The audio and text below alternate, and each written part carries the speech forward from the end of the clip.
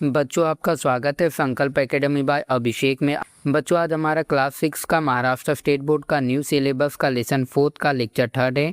अगर आपने first to second lecture नहीं देखा है तो आपको मेरे प्लेलिस्ट में मिल जाएगा, आप वहां से जाके देख सकते हो। तो चलो बच्चों शुरू करते हैं। उपनिषद यानी कि the Upanishad. The word Upanishad means getting knowledge by sitting close to a guru. Upanishad शब्द का असली मतलब होता है गुरु जी के बिल्कुल पास बैठकर ज्ञान प्राप्त करना, यानी कि getting knowledge by sitting close to गुरु।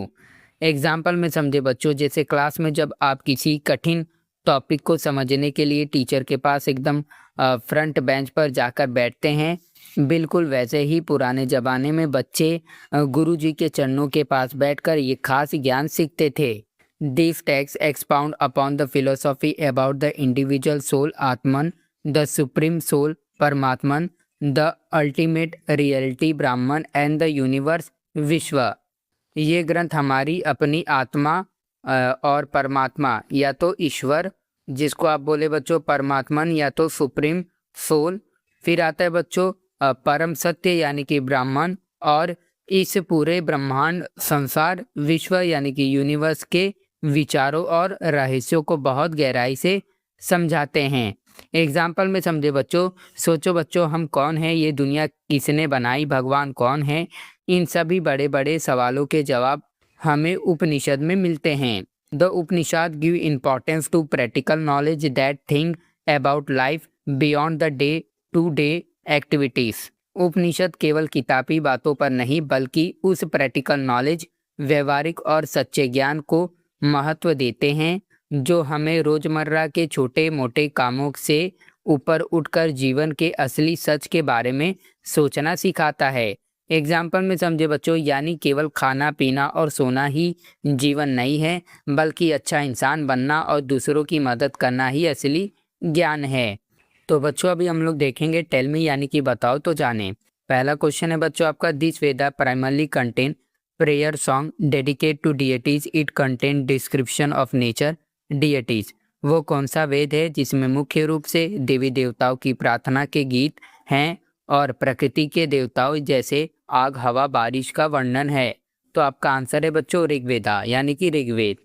फिर बच्चों सेकंड क्वेश्चन आपको बोला गया है, this Veda describe the rites and ritual for performing sacrifice yajnas. वो कौन सा वेद है जो यज्ञ याजनास और हवन करने की सही विधियों और धार्मिक रीति रिवाज को समझाता है। तो आपका आंसर है बच्चों यजुर्वेद। फिर बच्चों आपका थर्ड क्वेश्चन है, the prayer song in the Veda were set to musical notes, the mantras within it are recited accompanied by music. यानी कि बच्चों वो कौन सा वेद है जिसका प्रार्थना गीतों को संगीत के सुरों यानी कि म्यूजिकल नोट में ढाला गया है और जिसके मंत्र संगीत के साथ गाए जाते हैं। मंत्र यानी कि बच्चों आपको जो इसमें लिखा है ना मंत्रस, वो, तो इसका आंसर है बच्चों सामवेद। फिर बच्चों फोर्थ क्वेश्चन आपको पूछा गया है, this Veda is considered the Veda associate with the lives of common people as it contain information regarding health and home remedies. यानी कि बच्चों वो कौन सा वेद है जो आम लोगों के रोजमर्रा के जीवन से जुड़ा है, क्योंकि इसमें सेहत यानी कि हेल्थ और घरेलू नुस्खों यानी कि होम रेमेडीज की जानकारी दी गई है। तो बच्चों आपका इसका आंसर है अथर्ववेदा यानी कि अथर्ववेद।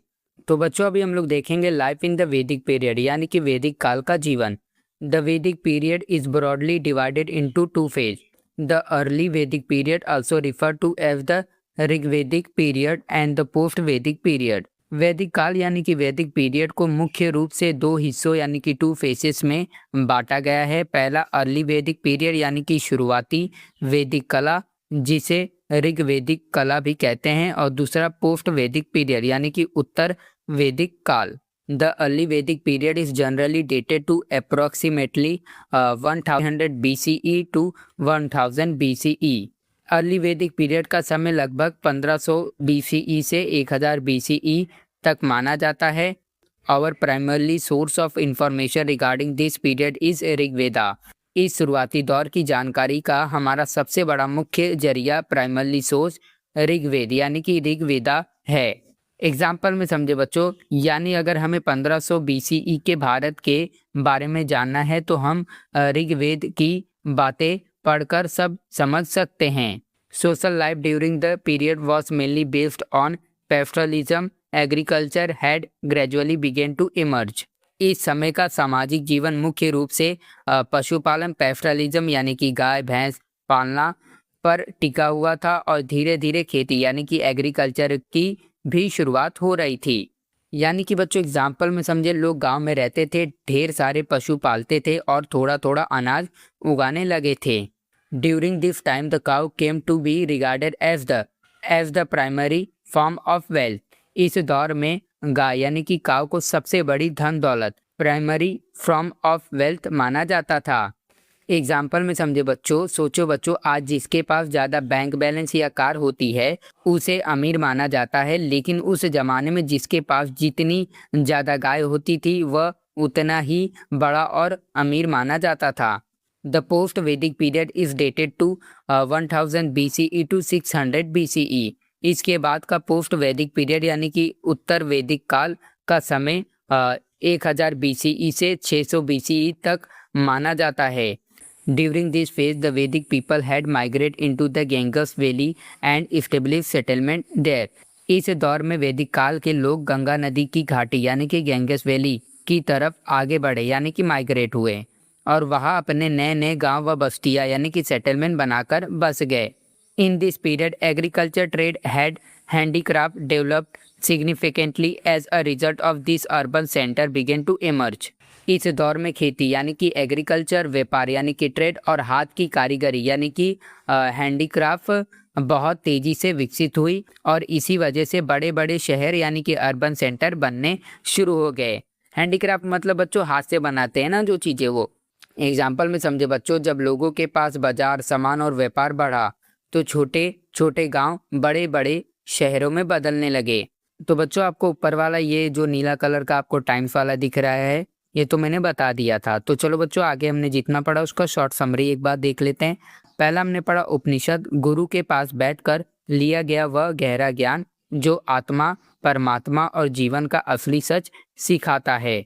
फिर हमने 4 वेदास रिकैप देखा बच्चों, यानी कि ऋग्वेद देवी देवताओं की प्रार्थनाएं। फिर हमने यजुर्वेद के बारे में देखा जो आपको आंसर बताया था ना बच्चों, वो यज्ञ और हवन के नियम होते हैं उसमें।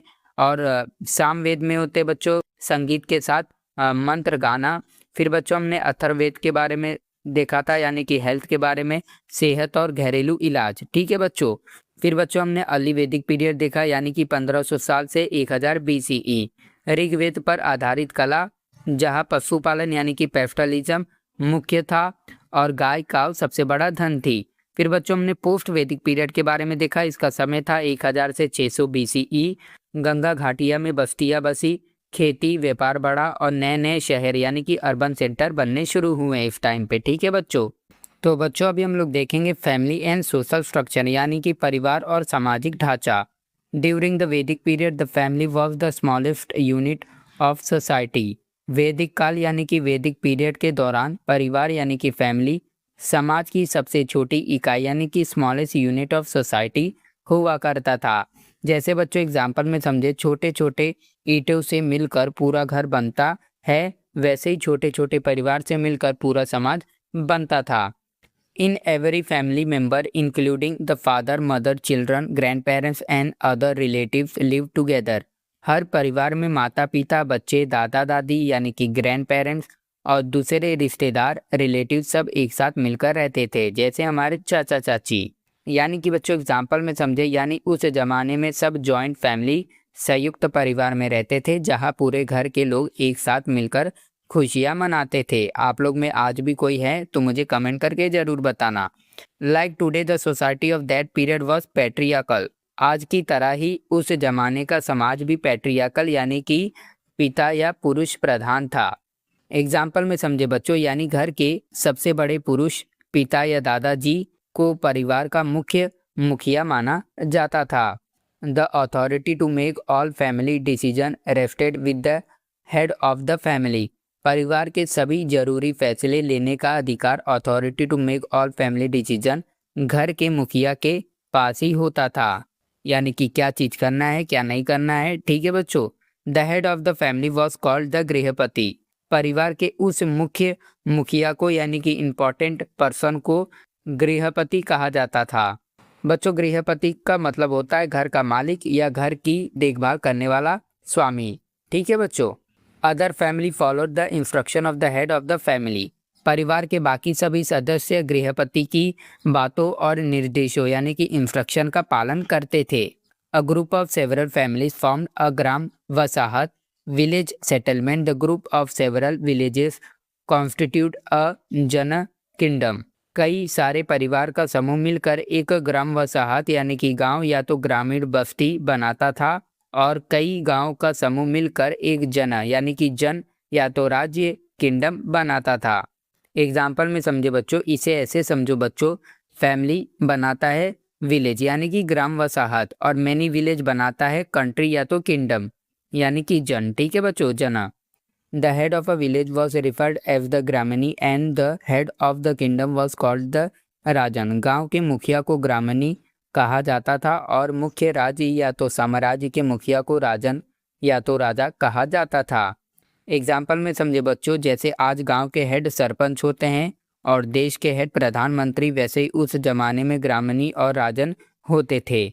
It was considered essential for everyone in the society to adhere to the following principle: righteousness, dharma, truth and justice. समाज के हर इंसान के लिए इन मुख्य सिद्धांतों का पालन करना बहुत जरूरी है, यानी कि इसेंशियल माना जाता था। धर्म या तो सच्चा रास्ता, धर्म या तो रिचियसनेस सत्य यानी कि ट्रूथ, और जस्टिस। एग्जाम्पल में समझे बच्चों, यानी किसी से झूठ नहीं बोलना, किसी के साथ अन्याय नहीं करना और हमेशा सही रास्ते पर चलना ही समाज का सबसे बड़ा नियम था। People interact with one another with a spirit of cooperation and affection. लोग एक दूसरे के साथ कॉपरेशन यानी कि मदद और प्यार या तो स्नेह अफेक्शन की भावना के साथ मेल जोल रखते थे। Every individual had a specific responsibility and status with in society. समाज के हर एक व्यक्ति, एवरी इंडिविजुअल, की अपनी एक खास जिम्मेदारी यानी कि स्पेसिफिक रिस्पॉन्सिबिलिटी और पद या तो स्थान स्टेटस होता था। वैदिक society was structured into 4 varnas: ब्राह्मण, क्षत्रिय, वैश्य एवं शूद्र। वैदिक समाज मुख्य रूप से 4 वर्णों यानी कि 4 वर्णास में बांटा हुआ था। पहला था ब्राह्मण, क्षत्रिय और वैश्य और शूद्र। पहला है बच्चों एजुकेशन, शिक्षा को देख लेते हैं। Education was regard important in the वैदिक सोसाइटी। वैदिक समाज में शिक्षा यानी कि एजुकेशन को बहुत ही महत्वपूर्ण माना जाता था। और फिर बच्चों आता है आपका स्टूडेंट स्टे इन द गुरु आश्रम एंड स्टडीज। स्टूडेंट अपने गुरु के आश्रम या तो गुरुकुल में ही रहकर पढ़ाई करते थे। एग्जाम्पल में समझे बच्चों, ये बिल्कुल आज के बोर्डिंग स्कूल जैसा था, जहाँ बच्चे वही रहकर खाते, सोते और गुरुजी से ज्ञान सीखते थे। In the gurukul student had to live a disciplined life. Gurukul में सभी छात्रों को एकदम अनुशासित जीवन यानी कि डिसिप्लिन लाइफ जीना पड़ता था। यानी कि बच्चों एग्जाम्पल में समझे, सुबह जल्दी उठना, खुद अपने काम करना, समय पर पढ़ाई करना और डिसिप्लिन में रहना अनिवार्य था यानी कि कंपलसरी था।